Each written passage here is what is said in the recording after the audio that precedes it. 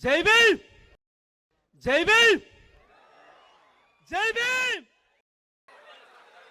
கனத்த இதயத்துடன் என்னுடைய இனிய நண்பர் ஆம்ஸ்ட்ராங் அவருடைய முதலாம் ஆண்டு நினைவேந்தல் நிகழ்வுக்கு வருகை தந்திருக்கின்றேன். நண்பர் ஆம்ஸ்ட்ராங் அவர்கள்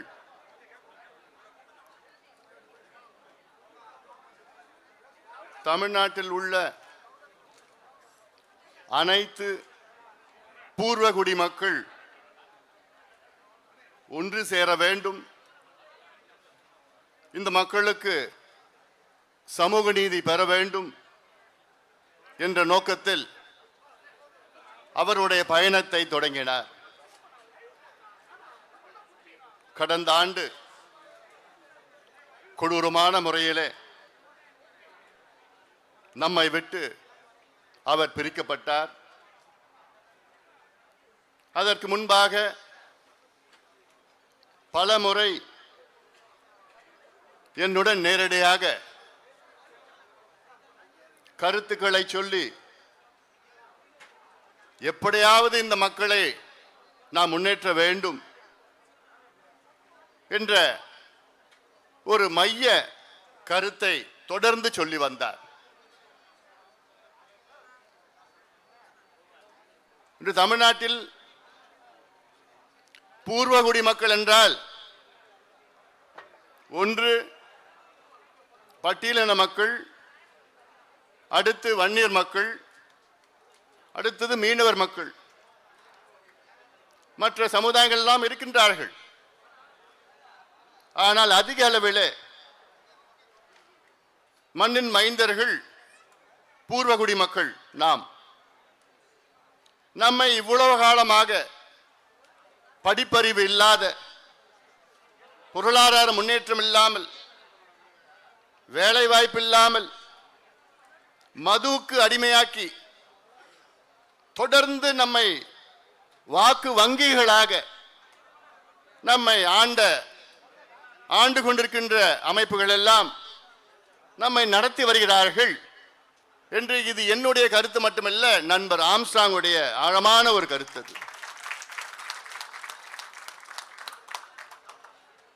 இது எப்படி நாம் கையாள வேண்டும் என்று பலமுறை நாங்கள் பேசியிருக்கின்றோம்.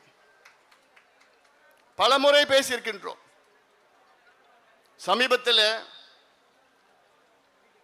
ஒரு டேட்டா, ஒரு தரவு என்னிடம் வந்தது. தமிழ்நாட்டில் சமுதாயங்கள் அடிப்படையில் சட்டமன்ற தேர்தலில் எவ்வளவு சமுதாயம் எந்த தொகுதியில் இருக்கின்றார்கள் என்று ஒரு தரவு. அந்த தரவின்படி தமிழ்நாட்டில் 234 சட்டமன்ற தொகுதிகளில் 62 சட்டமன்ற தொகுதிகளில் அதிகமாக இருப்பது வன்னியர் சமுதாயம். 42 சட்டமன்ற தொகுதிகள் அதிகமாக இருப்பது பட்டியலின சமுதாயம். இரண்டாவது, மூன்றாவது, நான்காவது இதெல்லாம் இந்த தரவில் எடுத்து பார்த்தால் தமிழ்நாட்டிலே 130 சட்டமன்ற தொகுதிகளில் இந்த இரு சமுதாயம் சேர்ந்தாலே நாம் ஆட்சிக்கு வரலாம், நாம் ஆளலாம்.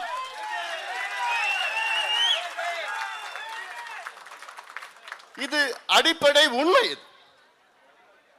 ஆனால் நம்மை பிரித்தாண்டு சூழ்ச்சி செய்து நமக்குள்ளே மோதல்கள் ஏவிவிட்டு காலங்காலமாக நாம் ஏதோ எதிரி போன்ற ஒரு தோற்றத்தை உருவாக்கி இந்த இரு சமுதாயங்களும் முன்னேறாமல் கூலியாக, படிப்பறிவில்லாத, மதுவுக்கு அடிமையாக்கி அப்படியே வாக்கு வங்கிகளாக தேர்தல் நேரம் வந்தால் வாக்கு வாக்கு வாக்கு அவ்வளவுதான்.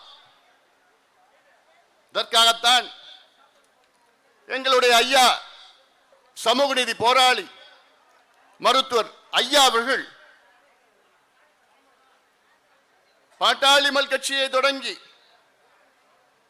அதற்கு முன்னோடிகள்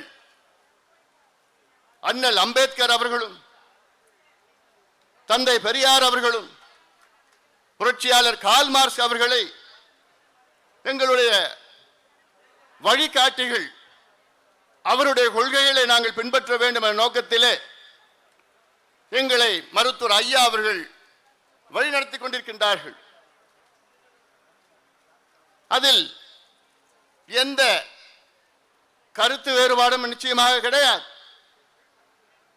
இடையிலே சூழ்ச்சிகள் செய்து நம்மை பிரித்து ஆண்டு கொண்டிருக்கின்ற கட்சிகள் இதை இன்றைய தலைமுறை புரிந்து கொள்ள வேண்டும்.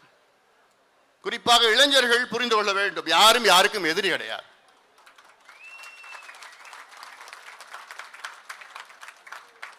நமக்கு ஆட்சி அதிகாரம் வேண்டும். எதற்கு ஆட்சி அதிகாரம் வேண்டும்? இதைத்தான் தொடர்ந்து நண்பர் ஆம்ஸ்ட்ராங்குடைய மைய கருத்து, ஆழமான கருத்து இது. நாமும் முன்னேற வேண்டும். ஏதோ ஏதோ முதலமைச்சர், துணை முதலமைச்சர், அமைச்சர் எந்த பதவி எல்லாம் இல்லை, அதெல்லாம் வேண்டாம். நமக்கு சமூக நீதி வேண்டும். பூர்வகுடி மக்கள் நாம் முன்னேற வேண்டும், படிப்பு வேண்டும், வேலை வேண்டும், பொருளாதார முன்னேற்றம் வேண்டும், சுயமரியாதையுடன் வாழ வேண்டும். நம் மண்ணில் யார் யாரோ ஆண்டு கொண்டிருக்கின்ற சூழல், சூழ்ச்சி செய்து, ஆனால் அந்த சூழ்ச்சிகள் எல்லாம் உடைத்தெறிய வேண்டும் என்று நண்பர் ஆம்ஸ்ட்ராங் அவர் தொடர்ந்து வலியுறுத்தி, அந்த கருத்து எனக்கு மிகவும் பிடித்த கருத்து. அந்த கருத்தை வைத்துத்தான் நண்பர் ஆம்ஸ்ட்ராங் அவர்களும் நானும் இணைந்தோம். ஆனால் அந்த இணைப்பு துண்டிக்கப்பட்டிருக்கிறது. அதாவது அவர் நம்மிடம் இல்லை, ஆனால் அவருடைய எண்ணங்கள், அவருடைய நோக்கங்கள், அவருடைய கொள்கைகள் நிச்சயமாக வெல்லும். அது மறுபேச்சு கிடையாது. அந்த அடிப்படையிலே தான் இன்று இங்கே நான் வருகை தந்திருக்கின்றேன். அவருடைய மனைவி அவர்கள், திருமதி ஆம்ஸ்ட்ராங் அவர்கள், நிச்சயமாக அவர்களுக்கும் இந்த இயக்கத்தை சார்ந்தவர்களுக்கும் என்னுடைய முழு ஆதரவை நாங்கள் தருகின்றோம்.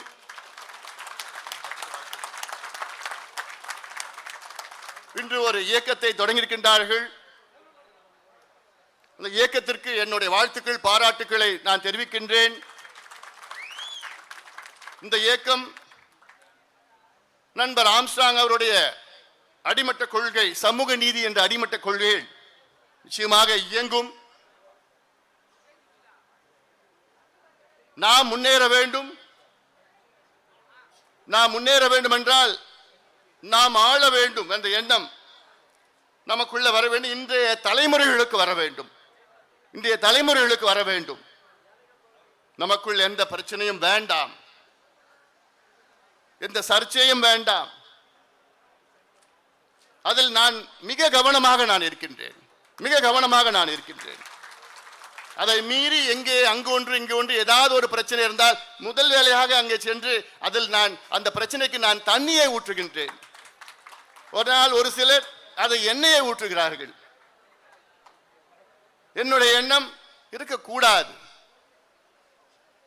நாம் எல்லோரும் வளர வேண்டும், வாழ வேண்டும். கிராமத்தில் பார்த்தீங்கன்னா இன்னைக்கு என்ன, அதே குடிசை தான், 2 பேரும் அதே குடிசையில் தான் வாழ்ந்துட்டு இருக்கிறான், அதே கோமணம் தான் கட்டிட்டு இருக்கிறான், அதே ஆடு மாடு தான் வச்சுட்டு இருக்கிறான், அதே கஞ்சியோ கூட தான் குடிச்சிட்டு இருக்கிறான். படிப்பறிவு இல்லை. சாயங்கால நேரம் போனால் தண்ணியை சாராயத்தை குடிச்சிக்கிட்டு நாசமாக போயிட்டு இருக்கிறாங்க. தேர்தல் வந்ததுன்னா உடனே வருவாங்க, பிபி எடுத்துன்னு வருவாங்கலாம். தேர்தல் முடிச்ச உடனே போயிடுவாங்க. இன்னைக்கு நாங்க அரசியல் பேச வரல நான். ஆனால் ஒரே ஒரு கருத்து நான் சொல்லணும். இன்னைக்கு ஆளுங்கட்சி இருக்கிறது. ஆளுங்கட்சிக்கு அதிக சட்டமன்ற உறுப்பினர்கள் கொடுத்த சமுதாயம் வன்னியர் சமுதாயம் 23. இரண்டாவது அதிக சட்டமன்ற உறுப்பினர்கள் கொடுத்த சமுதாயம் பட்டியலின சமுதாயம் 21. இந்த 2 சமுதாயங்களும் சேர்ந்து ஆளுங்கட்சி திமுகவுக்கு கிட்டத்தட்ட 44 சட்டமன்ற உறுப்பினர்கள் கொடுத்திருக்கின்றார்கள். அவ்வளோ சட்டமன்ற உறுப்பினர்கள் கொடுத்த இந்த 2 சமுதாயங்களுக்கு இவர்கள் என்ன செய்தார்கள்? இவர்கள் முன்னேற்றத்திற்கு என்ன செய்தார்கள்? இதை இளைஞர்கள் புரிந்து கொள்ள வேண்டும். இந்த தலைமுறையினர் புரிந்து கொள்ள வேண்டும். ஒன்றும் செய்யல, ஒண்ணுமே செய்யல.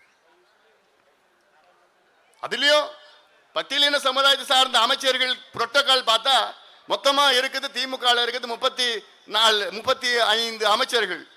35வது புரோட்டோகால் யாருன்னா பட்டியலினத்தை சமுதாயத்தை சார்ந்தவர். 34வது புரோட்டோகால் யாருன்னா பட்டியலினத்தை சமுதாயம் சார்ந்தவர்.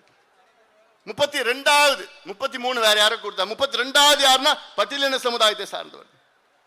அவங்க ஓட்டு மட்டும் வேணும், புரோட்டோகால்ல கூட உங்களால கொண்டு வர முடியல முன்னெடுக்க. இதுதான் சமூக நீதி பேசுற கட்சிகள். இதெல்லாம் பேசுறேன்னா எவ்வளவு பேசிட்டு போலாம். பாட்டாளி கட்சி முதலாக எங்களுக்கு கிடைச்ச அமைச்சர் பதவி நாங்க யாரும் வன்னியர் கொடுக்கல. தலித் எழில்மலை என்ற ஒரு பட்டியலின சமுதாய சார்ந்தவர்களுக்கு தான் முதல் அமைச்சர் பதவி கொடுக்கணும். திமுக எப்ப தெரியுமா மத்தியில முதல் அமைச்சர் பதவி கொடுத்தாங்க?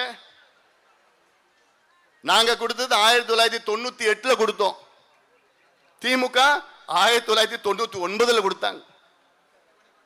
நாங்க கொடுத்த ஓராண்டுக்கு பிறகுதான் திமுக முதலாக மத்தியில ஒரு தலித் சமுதாயத்தை சார்ந்தவருக்கு அமைச்சர் கொடுக்கிறாங்க.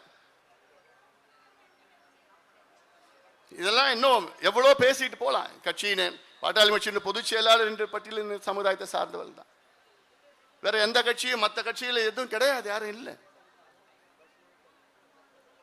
நான் அமைச்சராக இருந்த நேரத்தில் எவ்வளவு எதிர்ப்புகளை மீறி all India medical entrance exam அதுல 28 ஆண்டுகள் பட்டியலின மக்களுக்கு அங்க இடஒதுக்கீடு கிடையாது. ஆனால் மருத்துவர் ஐயா அவர்கள் சொல்லி வலியுறுத்தி எப்படியாவது நீ கொண்டு வர வேண்டும் என்று வலியுறுத்தி ஓராண்டு காலம் நான் போராடி எதிர்ப்புகளை மீறி போராடி முதல் முறையாக ஆல் இந்தியா மெடிக்கல் சீட்ல பட்டியலின மக்களுக்கு இடஒதுக்கீடு கொண்டு வந்தவன் இந்த அன்புமணி ராமதாஸ் தான் கொண்டு வந்த. நான் ஆண்டிற்கு இன்னைக்கு 5000 இளைஞர்களுக்கு இன்னைக்கு MBBS மட்டுமில்ல, MD, MS, MCH, யூராலி, PG எல்லாம் படிச்சுட்டு இருக்கிறது காரணம் மருத்துவர் ஐயா அவர்கள். அப்போ அதே போன்ற தாம்பரத்தில் இருக்கிற தேசிய சித்த மையம் நேஷனல் இன்ஸ்டிடியூட் ஆஃப் சித்தா, அதுல ஒரு ஆழமான கோரிக்கை, பண்டிதர் அயோத்தியதாஸ் அவர்களுடைய பெயரை வைக்க வேண்டும். பட்டியலினத்தை சார்ந்த ஒரு சித்த மருத்துவர் என்ற ஆழமான கோரிக்கை, நீண்ட நாள் கோரிக்கை. எதற்கு முன்பு இருந்தவர்கள் எல்லாம் நிறைவேற்ற முடியவில்லை. ஆனால் நான் அதை நிறைவேற்றி இன்னைக்கு தாம்பரம் சித்த மருத்துவமனையில் பண்டிதர் அயோத்தியதாஸ் மருத்துவமனை என்று அவருடைய சிலையை நிறுவி அந்த நிகழ்ச்சியில் ராம்விலாஸ் பாஸ்வான் அவர்களையும் VCK தலைவர் திருமாவளவன் அவர்களையும் ஒரே மேடையில் அழைத்து வந்து ஒரு நிகழ்ச்சியை நடத்தியவன் நான். இன்னும் எவ்வளவு சொல்லிக்கிட்டு போயிட்டு இருக்கலாம். டெல்லியில் எய்ம்ஸ்ல நடந்த பட்டியலின மக்களுக்கு நடந்த கொடுமைகள், அதற்கெல்லாம் தீர்வு கொண்டு வந்தவன் நான். தோராட் கமிட்டியை நிறுவி இப்படி ஒன்றொன்றாக அடுக்கிட்டு போயிட்டு இருக்கலாம். ஆனால் இவ்வளோ நடந்தும் சின்ன சின்ன பிரச்சனைகளை வைத்து நம்மை பிரித்து சூழ்ச்சிகள் செய்து பிரித்து வைத்து அவர்கள் அரசியல் ஆதாயம் தேடிக்கொண்டு பதவிகளும் பொறுப்புகளுக்கும் வந்து நமக்கு இந்த மக்களுக்கு ஒன்றுமே செய்யாமல் இதெல்லாம் நடந்து கொண்டிருக்கிறது. இதை நிச்சயமா இந்த நேரத்தில் நான் சொல்லி என்னுடைய கடமையாக இல்லை. ஏன்னா என்னுடைய நண்பர் ஆம்ஸ்டாங் இந்த மேடையில் இருந்தார்னா இன்னும் அதிகமா நான் பேசியிருப்பேன். அவர் எனக்கு இன்னும் அதிகமா பேசுன்னு சொல்லியிருப்பார். ஆனால் இங்கே பல கட்சிகளை சார்ந்தவர்கள் நீங்க வந்திருக்கிறீங்க. அதனால இதுக்கு மேல நான் அதிகமா பேச விரும்பல. இன்னொரு மேடை, தனியா ஒரு மேடை போடுங்க, நாங்க வரேன். நான் எவ்வளவு நான் பேசணும், 1 மணி நேரம் நான் பேசணும். 1 மணி நேரம் நாம் பேசணும். பேசி அடுத்தது என்ன நாம் செய்ய வேண்டும், இதெல்லாம் நாம் பேசி ஒன்றிணைந்து நாம் முன்னுக்கு போராடுவோம். முன்னுக்கு நாம் செல்வோம். ஜெய் பீம், ஜெய் பீம், ஜெய் பீம்.